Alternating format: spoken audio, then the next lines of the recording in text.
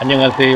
반석믿음 16번째 시간입니다. 반석의 믿음으로 이끄는 지침서 16번째 가상칠언 2번째 말씀입니다. 오늘은 지난 시간에 이어서 예수님께서 십자가에 달려 죽으시면서 마지막으로 남기신 가상칠언 중 제3원과 4원에 대해서 증거하고자 합니다. 제3원은 여자여 보소서 아들이니이다. 보라 내 어머니라. 이것이 예수님께서 세 번째로 십자가에서 남기신 유언입니다. 총 7가지 유언 중에서 7이라는 것은 완전 숫자이기 때문에 우리 중생들에게 남기고 싶은 모든 유언을 7마디로 이렇게 요약해서 한 것이죠. 그 중에 세 번째입니다. 요한복음 9장 26절에서 27절을 보면 예수님께서 그 모친과 사랑하시는 제자 곁에 섰는 것을 보시고, 모친과 사랑하는 제자가 곁에 섰는 걸 보시고 그 모친께 말씀하시되 여자여 보소서 아들이니이다 라고 하시고, 또 제자에게 요한에게 이르시되 보라 내 어머니라 하신데, 그때부터 그 제자가 자기 집에 이 마리아를, 동정녀 마리아를 모시니라 라고 이렇게 이제 말씀을 하고 계십니다.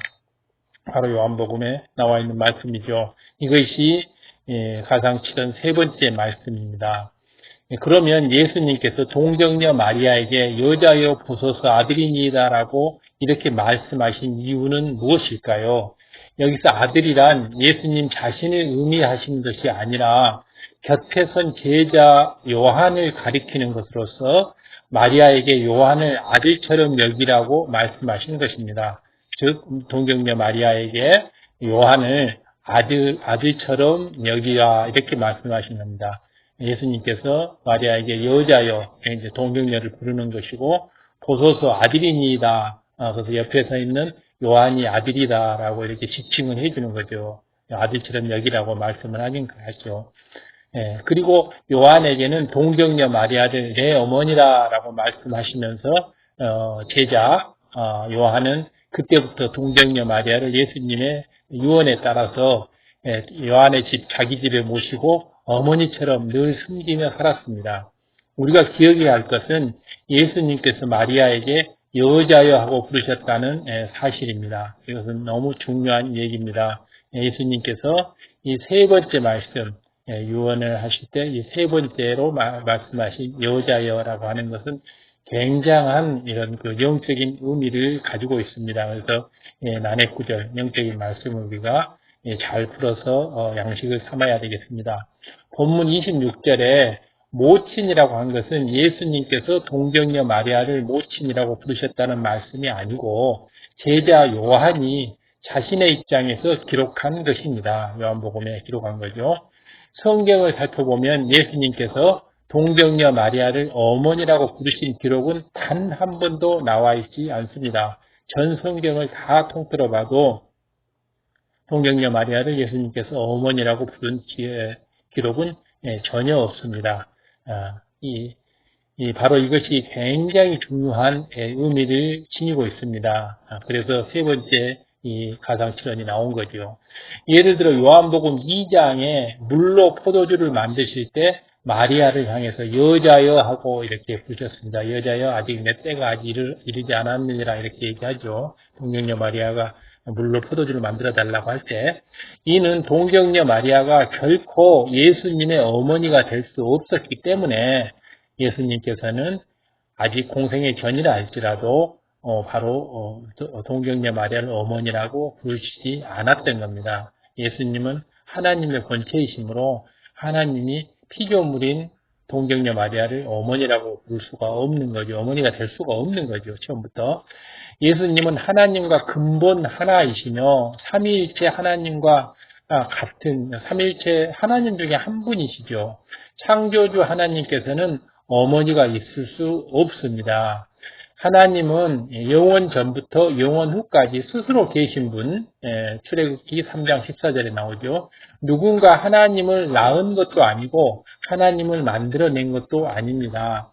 우리 십자가에도 1편, 2편 창조주 하나님 편에 보면 자세히 나오죠. 보면 바로 이 창조주 하나님, 우리가 이 인간을 창조하실 때 성부 하나님, 성자 하나님, 성령 하나님 세 분이 모이셔서 세 분의 형상대로, 우리의 형상대로 인간을 창조하시고 굉장히 기뻐하셨다는 내용이 나옵니다. 그러므로 근본 하나님의 본체이신 예수님께서 피조물인 마리아에게 어머니라고 부를 수가 없었던 것입니다. 유전적으로도 마리아는 예수님의 어머니가 될 수 없었다는 것은 너무나 자명한 일입니다. 이 성경에 보면 자세히 나와 있죠. 그렇기 때문에 이 성자 하나님, 예수님은 성령 하나님, 또 성부 하나님과 함께 세 분이서 인간을 만드셨던 분인데, 아담을 만드셨던 분이죠. 세 분이 모이셔서 세 분의 형상을 따라서. 그런데 그 뒤에 아담이 한참 밑에 내려오는 동정녀 마리아는 어머니라고 할 수는 없죠. 사람이 잉태될 때는 아버지의 정자와 어머니의 난자가 결합하게 되는데, 예수님의 경우에는 마리아의 난자를 통해서 잉태된 것이 아닙니다. 마리아의 난자가 수정되어서 잉태된 게 아니죠. 예수님은 마리아의 몸을 빌어 나셨을 뿐 잉태될 때는 성령의 능력으로 잉태되었지 정자와 난자의 수정으로 이렇게 잉태된 것이 아닙니다. 성령의 능력으로 전지전능한 성령의 능력으로 정자와 난자의 수정을 거치지 않고 성령의 능력으로 바로 마리아의 몸속으로 들어갔던 것입니다. 이것은 바로 사람의 모습으로 구세주의 자격을 갖추기 위해서였죠. 만일 아기가 인큐베이터 안에서 자랐다고 해서 인큐베이터가 아기의 부모가 될 수 없는 것과 동일한 이치로 마리아가 예수님의 어머니가 될 수는 없었던 것입니다. 하나님께서는 하나님의 자녀들이 스스로 계신 성부, 성자, 성령 하나님만을 섬기고 경배하기를 원하십니다. 우리 삼일체 하나님께서는 바로 이 삼일체 하나님만을 섬기고 또 경배하기를 원하십니다. 그래서 일체의 어떤 우상 숭배라든가 이런 것은 절대 십계명으로 금하고 있죠. 우상 숭배는 큰 영적인 죄악 중에 하나죠. 그래서 출애굽기 20장 3절에서 4절을 보면 너는 나 이외에는 다른 신을 내게 있게 하지 말지니 너는 너를 위하여 새긴 우상을 만들지 말고라고 했습니다. 우상을 만들어서 섬기지 말라. 스스로 계신 하나님 이외에는 어떤 피조물도 그 형상을 만들어 경배해서는 안 된다는 것입니다. 그렇기 때문에 이 우상 숭배는 절대 금하게 되고 오로지 삼위일체 하나님만 경배하시면 되는 것입니다. 그러니까 바로 동정녀 마리아를 예수님의 어머니로서 경배하는 것은 그것은 옳지 않다는 것을 지금 그것을 깨우쳐 주기 위해서 이 십자가에서 고난을 받으면서도 세 번째 유언을 하신 겁니다. 다음으로 예수님께서 동정녀 마리아에게 여자여 보소서 아들이니이다 말씀하신 것은 마리아를 위로하기 위함입니다. 사랑하는 예수님께서 고난 당하시는 것을 볼 때 동정녀 마리아는 예수님을 엄청 사랑했죠. 사랑하는 예수님께서 고난 당하시는 것을 볼 때 마리아는 마치 칼로 마음을 찌르듯한 고통을 받고 있었고 엄청난 애통에 있었겠죠. 당연하지 않습니까? 보면 이게 사랑하는 우리 예수님께서 이렇게 큰 고통을 채찍에 맞으시고 또 고구려까지 십자가를 메고 올라가시고 또 손과 발에 못을 박혀서 십자가 위에서 저렇게 피를 흘리고 계시니 얼마나 가슴이 아팠겠습니까? 그래서 이 동정녀 마리아를 자상하신 예수님께서는 이런 마리아를 기억하심으로 마지막 순간까지도 마리아를 위로하시면서 제자 요한을 친아들처럼 의지하고 이렇게 살아라라고 얘기하고 또 요한에게도 이 마리아를 부탁한다라고 이렇게 말씀하신 것이죠. 바로 이 주님의 사랑이 담겨 있는 것이고 또 우리가 피조물을 숭배해서는 경배해서는 안 된다라고 하는 우상 숭배 금지 원칙을 이렇게 세 번째 말씀에서 하신 것입니다. 그리고 요한에게는 보라 내 어머니라 말씀하시며 마리아를 어머니처럼 섬기도록 이렇게 당부하셨습니다. 마리아는 동정녀로서 예수님을 낳은 후에 남편인 요셉과 사이에 여러 자녀를 두었습니다. 그래서 예수님의 예수님의 뭐 동생들, 누이들 이렇게 많이 있지 않습니까? 하지만은 진정한 형제 자매라고 하는 것은 주 안에서 형제 자매인 것이지 누가 내 뭐 형제 자매냐? 하나님을 사랑하는 사람이야말로 바로 형제 자매다 이렇게 예수님께서는 말하고 계시지 않습니까?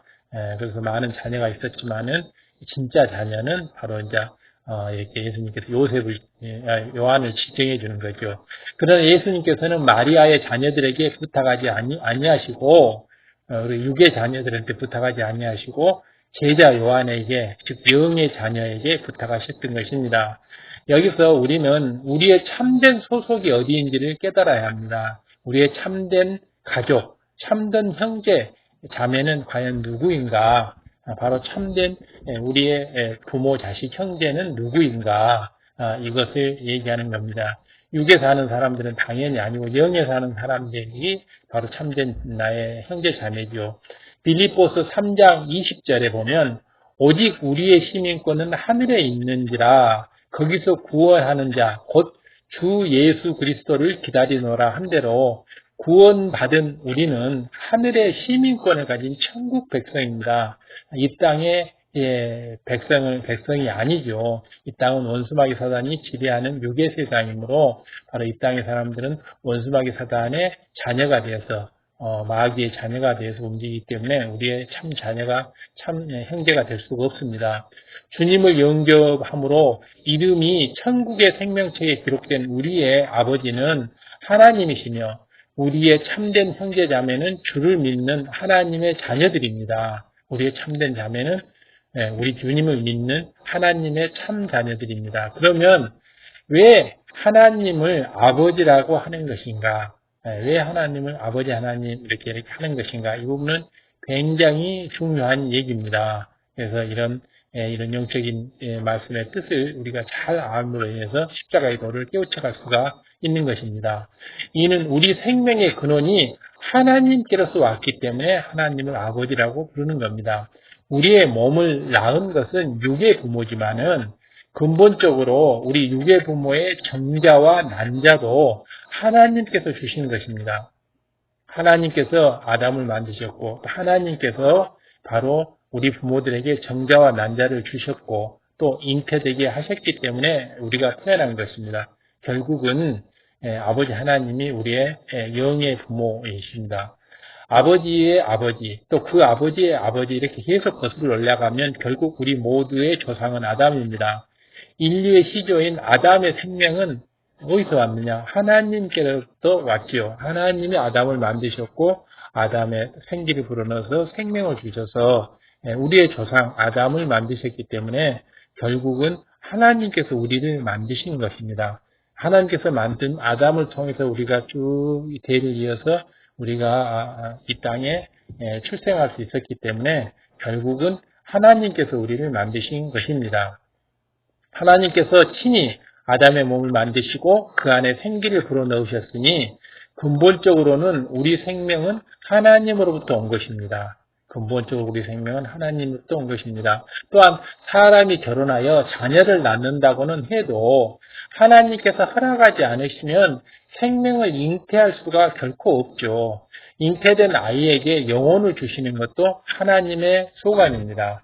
바로 잉태되는 과정부터 시작해서 잉태되었다 할지라도 그 영혼을 그 생명을 하나님께서 주셔야지만이 아이가 정상적인 인간으로 출생할 수가 있기 때문에 인간의 생사화복 모두는 하나님께서 주시는 것입니다. 하나님께서 이것을 소관하시죠. 그렇기 때문에 하나님이 생명의 아버지이신 것입니다. 오늘날 발달된 과학으로 인한 인간 복제에 대한 많은 논란이 있는 것을 봅니다. 그러나 아무리 유전공학이 발달한다 해도 영원히 사람의 영혼을 만들어낼 수는 없는 것입니다. 바로 사람의 이 혼, 사람의 영혼은 바로 하나님께서 주신 것이야말로 주신 것이기 때문에 바로 이렇게 아무리 과학이 발달돼도 영혼을 만들 수는 없다 하는 것입니다. 설령 사람의 육은 몸은 복제할 수 있다 해도 하나님께서 그 안에 영을 주시지 않으면 그 복제된 형상은 짐승과 다름이 없으며 참된 사람이라고 할 수가 없는 겁니다. 짐승은 영이 없죠. 육과 혼만 있습니다. 육이 있고 육의 작용으로서 나오는 어디 기억력 뭐 이런 거 이런 사고로 인한 발생한 결과물 이렇게 해서 육과 혼은 있지만은 영이 없기 때문에 바로 죽으면 바로 소멸해 버리는 거죠. 바로 그 영은 하나님께서 주시기 때문에 그렇습니다. 이 또 잉태된 자녀의 성별이나 성품, 외모도 부모가 원하는 대로 할 수 있는 것은 아닙니다. 어느 하나도 우리 마음대로 할 수 있는 건 없죠. 오직 한 분 하나님만이 사람의 생명을 주관하실 수가 있다는 겁니다. 그렇기 때문에 우리의 생명은 하나님으로부터 온 것이라는 것을 우리는 깊이 깨달아야 되고, 창조주 하나님은 아담만 만드신 게 아니고 우리 모두를 만드셨고 지금도 우리 모두를 만들어가고 계신 것이고 우리의 자녀들도 하나님께서 만들어 주신 것입니다. 하나님께서 역사해 주시지 않으면 수정이 될 수가 없고, 수정이 되었다 할지라도 영을 받을 수가 없기 때문에 인간으로서 출생을 할 수가 없게 되죠. 잉태하지 못한 부부가 하나님의 능력으로 잉태한 사례는 아주 많습니다. 결혼한 지 3년, 5년, 7년, 심지어는 10년 이상씩 잉태하지 못하고 온갖 방법을 동원해 보았지만은 잉태하지 못하고 아이를 갖지 못한 분들이 우리 주변에는 엄청나게 많이 있습니다. 바로 아버지 하나님께서 이렇게 자녀를 잉태할 수 있는 이런 축복을 내리지 않기 때문에 바로 이렇다는 겁니다. 그래서 하나님께서 바로 자녀를 만들 수 있는 이 잉태의 능력을 줘야지만이, 아버지 하나님께서 만들어 주셔야지만이 우리는 자녀를 잉태할 수가 있게 되지. 그것이 없으면 5년, 10년, 20년이 돼도 자녀를 갖지 못하는 것을 볼 수 있습니다. 하지만은 아버지 하나님에 대한 믿음을 가지고 나와서, 아버지 하나님이 창조 주시고 우리의 생명을 주신 분이라는 믿음을 가지고 나와서 이렇게 기도를 받게 되면 하나님의 역사로 잉태하게 되었던 것입니다. 그러므로 사람에게 영혼을 주시는 분도 하나님이시고 생사화복을 주관하시는 분도 하나님이시며, 이런 하나님께서 바로 우리 아버지가 되시는 것입니다. 그렇기 때문에 우리가 아버지 하나님, 하나님 아버지, 그냥 아버지 이렇게 부르는 것입니다. 그렇기 때문에 우리의 생명은 바로 하나님이 주셨다는 거, 우리의 자녀들의 생명도 하나님이 주셨다는 거. 만일 하나님을 믿지 않고 세상 정욕을 따라서 살아간다면 하나님을 아버지라고 부를 수가 없습니다. 이런 사람들에 대해서는 요한복음 8장 44절, 요한복음 8장 44절, 너희는 너희 아비 마귀에게서 났으니, 너희는 너희 아비 마귀에서 났으니, 바로 하나님의 불순종한 이런 사람들은 마귀, 아버지가 마귀라는 뜻입니다. 너희 아비 마귀에서 났으니 너희 아비의 욕심을 너희도 행하고자 하느니라. 저는 처음부터 살인한 자요. 바로 원수마귀 사단은 바로 이러한 온갖 죄악을 저지르기 때문에 바로 원수마귀 사단으로부터 난 자녀들은 마귀의 자녀들이죠. 이 마귀의 자녀들은 바로 너희 아비 마귀가 시키는 대로 이러한 일을 행한다라고 하는 게 이렇게 성경에 명시되어 있습니다. 그리고 그런 마귀의 자녀들 속에는 진리가 그 속에 없으므로 진리에 서지 못하고, 쓰고자 해도 쓰지를 못한 거죠. 안에 진리가 없기 때문에 마귀의 자녀들은 거짓을 말할 때마다 제 것으로 말하나니, 마귀는 원래 거짓 투성이잖아요. 거짓을 말하게 하고 진리를 말하게 하지 않고요. 말하나니 이는 저가 거짓말장이요. 원수마귀 사단은 전부 거짓말장이죠. 거짓의 아비가 되었습니다. 라고 하기 때문입니다. 세상 사람들은 마귀가 유혹하는 대로 범죄하여 살다가 세상 끝날 날에는 지옥불에 던져지지만은, 하나님을 아버지라고 부르는 성도들은, 우리 크리스찬들은 영원한 천국에서 이렇게 죽지 않고 살게 됩니다. 바로 이 세상의 유괴 사람들, 하나님을 믿지 아니하고 주님을 구세주로 영접하지 아니하고 이렇게 비진리에서 살아가는 사람들, 비진리는 바로 원수마귀 사단의 사주를 받아서 죄악 속에서 살다가 지옥에 가는 거죠.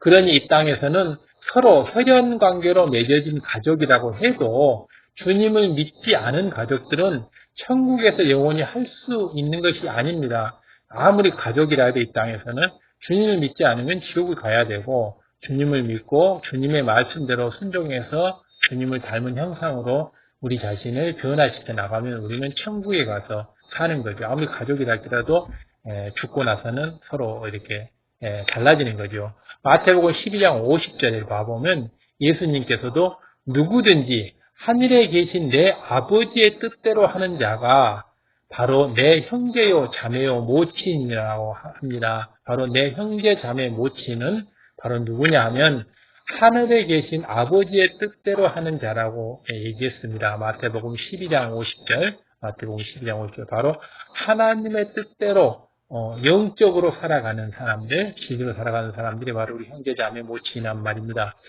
주님을 믿는 성도들이야말로 장차 천국에서 영원히 함께 살게 될 참된 가족임을 알려주셨습니다. 그렇다고 이 말이 육의 부모 형제를 사랑하지 말라는 뜻은 아닙니다. 사랑을 해야죠. 당연히 사랑해서 구원으로 이끌고 어찌하든 진리 속에서 살 수 있도록 선과 진리 속에서 살 수 있도록 우리가 사랑의 마음을 가지고 이끌어야죠. 크리스찬의 가장 중요한 것이 사랑과 용서인데 해야죠. 하지만은 바로 우리의 참된 가족은 아닌 것입니다. 육의 사람들이기 때문에 바로 천국에 갈 수 있는 사람들, 그런 사람들이 우리의 형제 자매 부모가 되는 거죠.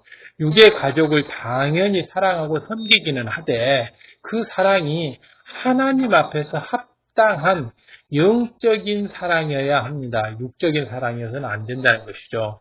만일 가족들이 하나님을 회방하고 하나님을 못 믿게 하고 하나님의 뜻과 반대로 행하도록 이렇게 한다면 이럴 때는 가족에게 맞춰주는 것이 참된 사랑이 아닙니다. 가족과 트러블이 있고 가족과 싸우더라도 다툼이 있더라도 바로 하나님을 대적하게 하는, 이것은 하나님을 대적하는 건 원수마귀 사단이잖아요. 바로 마귀의 자녀들이 하는 일들이죠. 그렇기 때문에 거기에 맞춰서 내가 마귀의 자녀가 될 수는 없잖아요. 우리는 하나님의 자녀가 돼야 되기 때문에 그래서 맞춰주는 거, 나도 따라서 같이 마귀의 자녀처럼 행동하는 것이 가족으로서 사랑이 아니라는 뜻입니다. 아무리 가족이 그렇다 할지라도 내가 마귀의 자녀가 될 수는 없죠. 예를 들어 부모님이나 형제가 교회에 가지 말아라 하거나 함께 범죄하자, 오늘 일요일이니까 주일 성수하지 말고 놀러 가자 이렇게 했을 때 따라줘서는 안 되지요. 이는 사랑이 아니라 함께 사망으로 가는, 사랑이 아니고 사망, 사랑이 아니고 사망으로 가는 것이기 때문에, 그러니 육의 부모라 할지라도 또 형제라 할지라도 거기에 따라서는 안 되고, 우리가 육의 부모 형제도 사랑해야 하지만은 반드시 진리 안에서 올바른 것을 행했을 때 사랑하고 섬겨야 하는 것입니다. 그래서 이럴 때는 다툼이 있더라도 그것이 아니라는 거, 진리 속에서 살아야 한다는 거, 죄를 지어서는 안 된다는 것을 이렇게 깨우쳐주고 가르쳐주는 게 이게 참된 영적인 사랑인 것이고 이게 참된 가족인 것입니다. 또한 육의 가족들을 사랑한다면 무엇보다도 그들도 함께 구원받고 천국에 갈 수 있도록 전도해야 하는 것입니다. 전도야말로 최고의 사랑을 전달하는 길이 되고 전도자는 바로 사랑의 메신저가 되는 것입니다.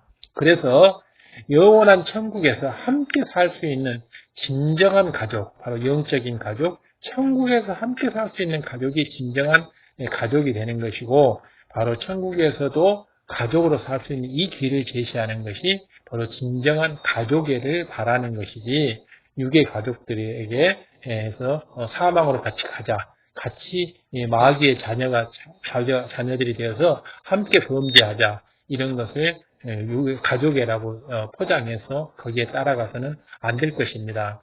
이러한 가상칠언의 세 번째 말씀에는 애통하는 마리아의 마음을 위로해 주시고자 하는 예수님의 사랑이 담겨져 있습니다. 육의 사람이라 할지라도 사랑해주는 이 사랑이 담겨 있다는 뜻입니다. 또한 구원받은 우리의 소속은 천국에 있으며, 천국의 시민권이 있으며, 우리의 참된 가족은 주 안에서 형제 자매인 것을 알려주고 계십니다. 그래서 이 세 번째 가상칠언의 말씀, 세 번째 이 유언은 너무너무 중요한 거죠. 우리는 천국 소속의 형제 자매요. 우리는 천국 소속의 천국 가족임을, 천국의 시민권임을 깨우쳐 주시는 것입니다. 그래서 이 땅에서의 가족 관계가 아니라는 것. 다음에 제4은 네 번째 말씀. 네 번째 말씀은 천국 말씀을 하신다. 이 땅의 말이 아니죠. 천국 말씀. 엘리 라마 사박다니. 엘리 라마 사박다니.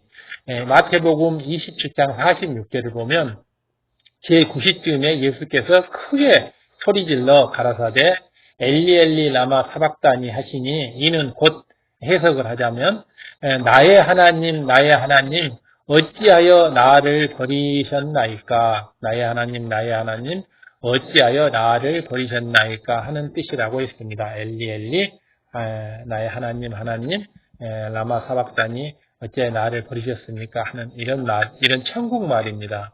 천국에서 쓰는 말.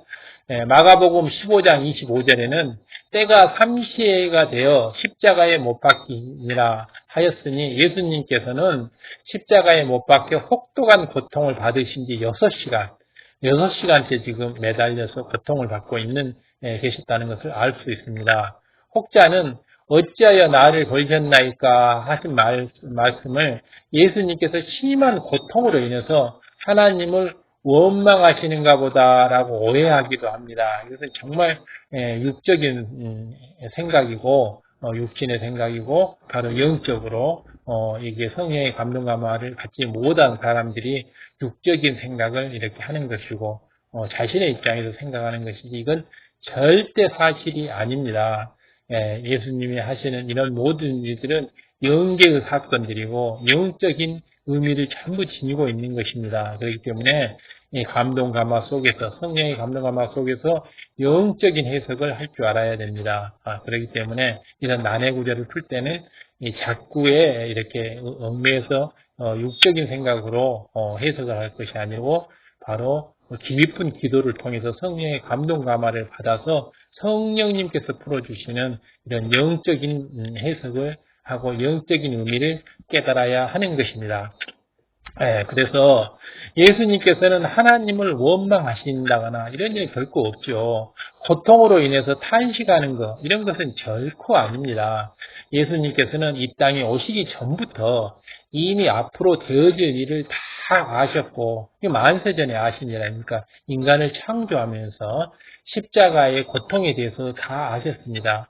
아담을 성부, 성자, 성령 세 분 하나님께서 모이셔서 아담을 만들 때부터 이미 이 사실을 다 알고 있었습니다. 예수님께서 인자로 이 땅에 오셔서 이렇게 마리아의 배를 빌어서 태어나가지고 30세에서 33세까지 이렇게 공생애를 펼치다가 33세에 십자가의 형을 지신다는 걸 다 알고 오신 분입니다.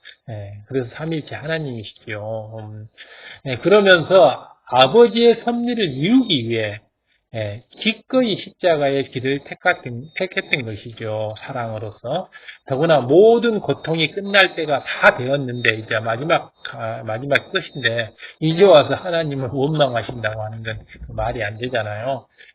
그리고 또 원망할 수도 없고, 원망하실 분도 아니고, 원망하실 리도 없고, 그렇기 때문에 이런 어떤 육적인 해석은 정말 잘못된 것이고 경계해야 될 것입니다. 이 성경 말씀을 해석을 할 때 이렇게 육적인 생각, 세상의 잣대로 가지고 이렇게 판단하는 것은 정말 잘못된 것입니다. 영적으로 판단을 해야 됩니다. 그래야지만이 우리는 구원에도 십자가의 도를 밝게 깨달을 수가 있고 십자가의 도에 이를 수 있는 것입니다. 이 말씀은 중요한 영적인 의미가 담긴 것입니다. 먼저 이 말씀을 하실 때 예수님께서는 크게 소리를 질러 말씀하셨습니다. 예수님께서는 밤새 끌려다니면서 신문을 받으셨고 또 심한 채찍질을 당해서 온갖 피를 흘리고 살점이 찢겨나가고 뼈가 긁어나오고 또 십자가를 지고 골고다에 오르셨기 때문에 얼마나 지치셨겠습니까? 또 십자가에 못 박힌 채 6시간째 피를 흘리고 지금 매달리고 있는 상황입니다. 아침 새벽부터 시작해서 밤새도록 끌려다녔다가 아침에 또 이렇게 십자가 채찍을 맞으시고 또 골고다로 이렇게 그 무거운 십자가를 짊어지고 올라와가지고 또 못 박혀서 6시간째 지금 피와 물을 다 흘리시고 계시는 이런 상황에서 큰 소리로 엘리엘리 라마 사박단이라고 큰 소리로 외치셨습니다. 왜 큰 소리로 이렇게 외치셨을까요? 이것은 전부 영적인 의미가 있습니다. 하나하나 예수님께서 이 땅에서 할 일을 지금 하나하나씩 마무리 지어가는 것입니다.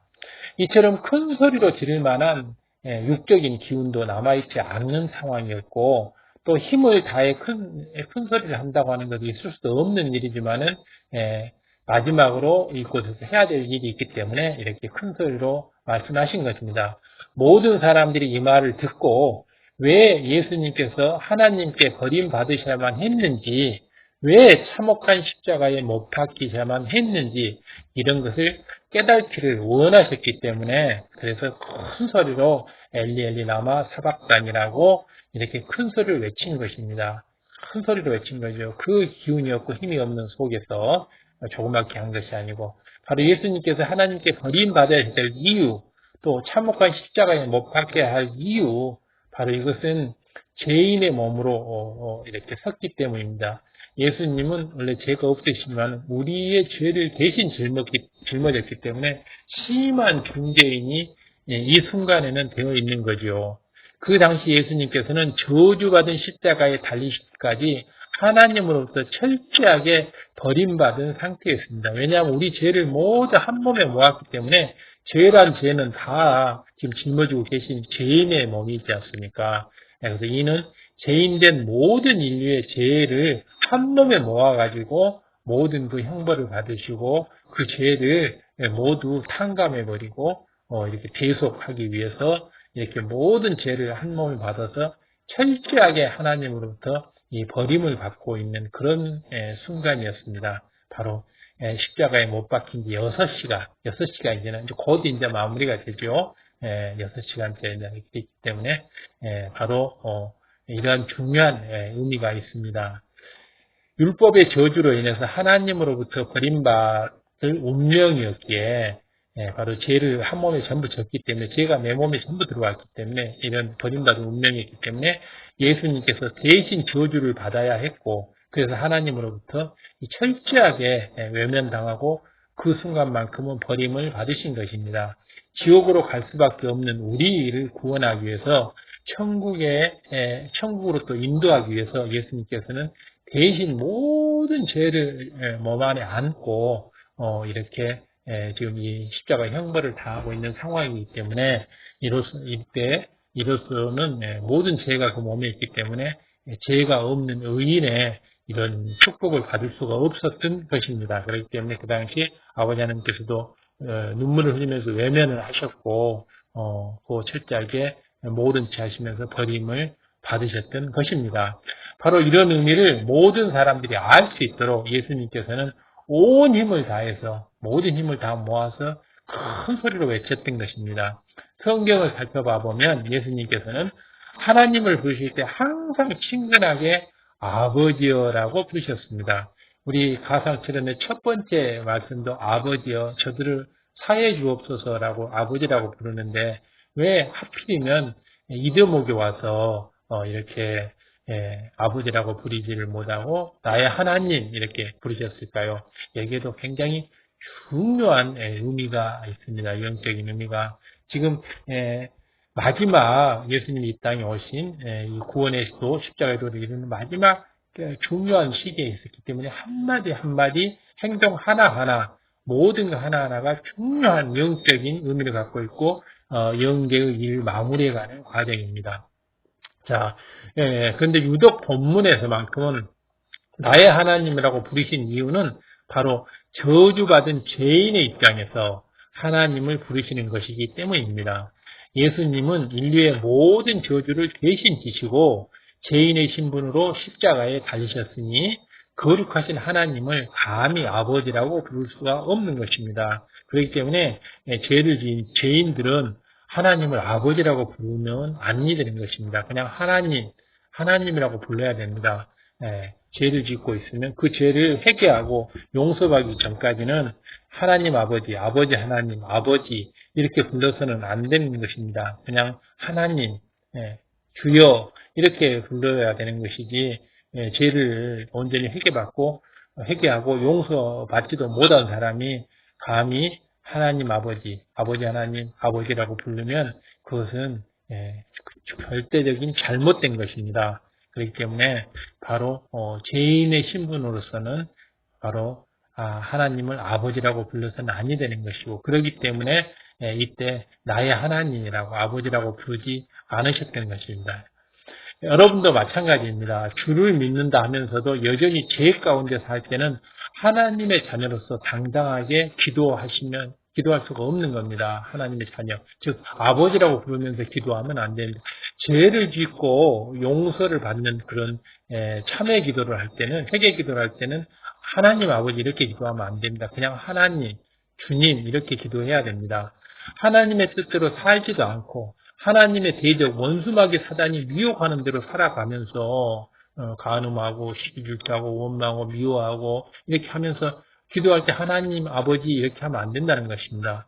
하나님을 담대하게 아버지라고 부를 수 없는 것입니다. 그러면 오히려 더 죄가 원수마귀 사단의 미혹에 넘어서 원수마귀 사단의 자녀 밥이 돼서 원수마귀 사단을 이렇게 아비로 섬기고 있는 사람이 아버지 하나님 보고 아버지 하나님 이렇게 부르면 안 되죠. 그럴 때는 이런 중대한 죄를 저지르고 회개 기도를 할 때는 아버지 하나님이라고 부르면서 기도하면 안 되는 것입니다. 그냥 하나님, 주님 이렇게 부르면서 기도해야 되는 것입니다.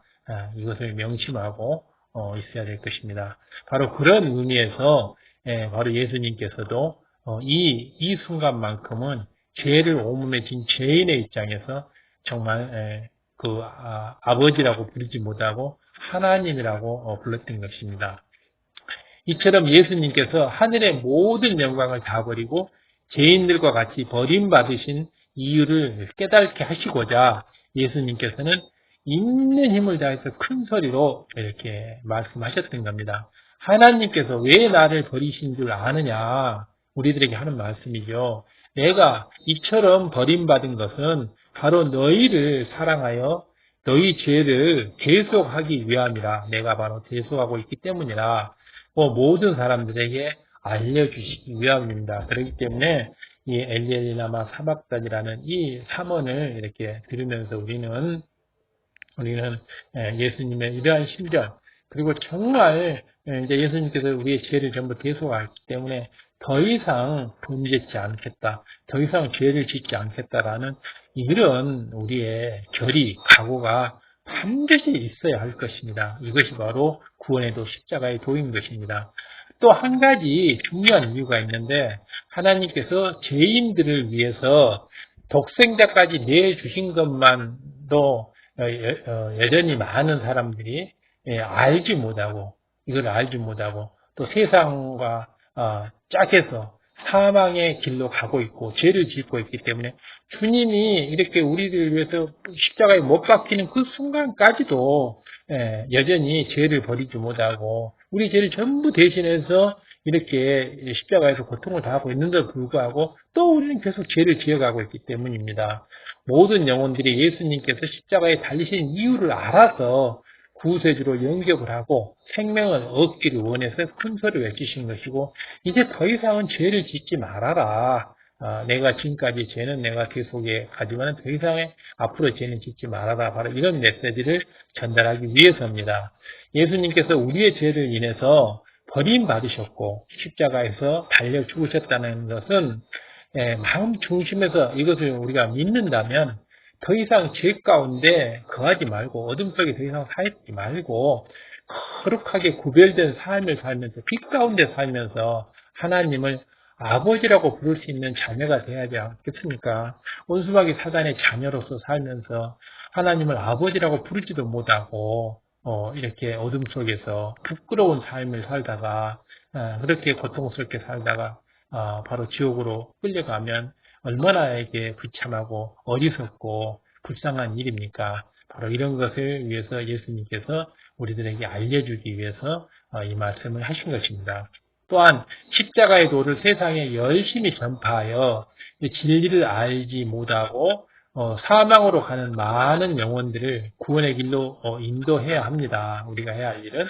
그러므로 가상칠언의 영적인 의미를 깨닫고 마음에 깊이 새겨서 날마다 하나님 앞에 합당한 삶을 살아야 할 것입니다. 이 가상칠언의 말씀, 예수님의 이 유언, 이 가상칠언만 우리가 마음에 깊이 새겨도 우리는 죄를 지을 수가 없습니다. 이런 깊은 의미를 깨닫지 못하고 우리의 마음에 간직하지 못하기 때문에 이 영적인 의미를 깨닫지 못하고 영적인 의미를 마음에 간직할 수가 없기 때문에 마음에 깊이 새기지 못하기 때문에 날마다 죄를 짓고 사는 거죠. 이걸 제대로 안다 그러면 우리는 죄를 더 이상 짓는 게 불가능해집니다. 죄를 질 수가 없습니다. 그렇기 때문에 우리가 이 가상칠언은 정말 십자가의 도, 구원의 도를 완성하는 너무너무 중요한 일이기 때문에 우리가 반드시 그 영적인 의미를 깨달아서 마음에 새겨야 할 것입니다. 장차 천국에서도 가장 영광스러운 처소에 영원히 주님과 함께 거하시기를 주님의 이름으로 축원드립니다. 그렇게 하기 위해서는 이 가상칠언을 마음에 반드시 새겨야 할 것입니다. 골로새서 2장 20절에서 21절 그리스도와 함께하는 새 생활 너희가 세상의 초등학문에서 그리스도와 함께 죽었거든 십자가에서 이렇게 죽었거든 어찌하여 세상에 사는 것들과 같이 의문에 순종하느냐 어찌 원수마귀 사단에 순종하고 비진리에 순종하느냐 이 말이죠.